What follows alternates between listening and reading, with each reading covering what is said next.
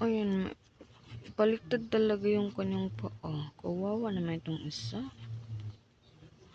Naku. Kawawa itong isa pag lumaki. Paano yan maglakad? Diyos ko. May ganun pa talagang kaso sa pusa. Ayun o. Siguro nung binuntis ito, hindi masyadong nakaano sa ilalim. Ayun. Pero napakabait ng pusang ito, guys. Talaga. Ang bait niya sa kanyang mga anak. Talagang hindi niya iniiwan. Mahal na mahal niya yung mga anak niya, oh. Tapos pag natutulog ito, talagang, niyayakap niya. No? Diba, Mama Cat? Ayun.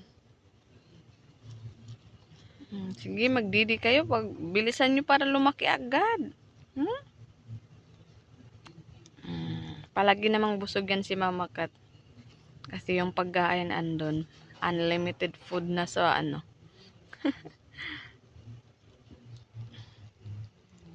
Diba?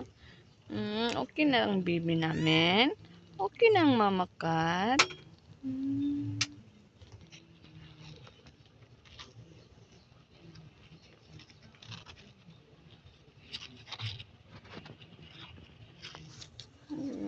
Sige, magdidik ka.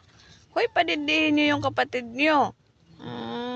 Dami niyang didi, hindi ayaw niyong bigyan ng isa. Bigyan niyo yung isa. Ito lakas dumidi itong dalawa. Ayan. Itong isa kawawa.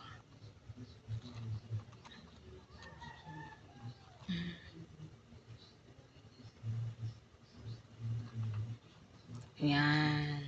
Sige, magdidi ka ha. Nalulungkot talaga ako sa isang ito. Kasi yung paa niya baliktad.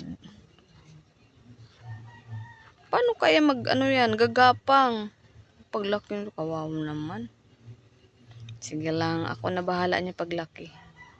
Aalagaan ko na lang yan.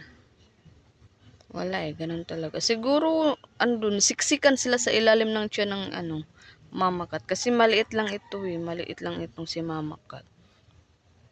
Malay ko ba nabuntis pala ito? Ay nako. Ay nako, sanang daddy nito. Ha, Mami Cat, asan ang daddy nito? Hingi tayo sustento. My goodness, hingi tayo panggatas ng baby cat mo. Pero in fairness, malulusog ang kanyang anak, guys. 3 days pa to. Pero ayan, butsyog-butsyog na. Hiyang sa sa gatas. Ayan. Kakawalan ng stress. Kakawalan ng stress itong mga pusa. Talagang sila eh. Lalo na ito. Naku, ang bait ng pusang ito. Tsaka hindi siya madamot sa anak niya. Yung iba, dinadala kahit saan. Ayaw pahawak yung pusa. Sa kanya, okay lang.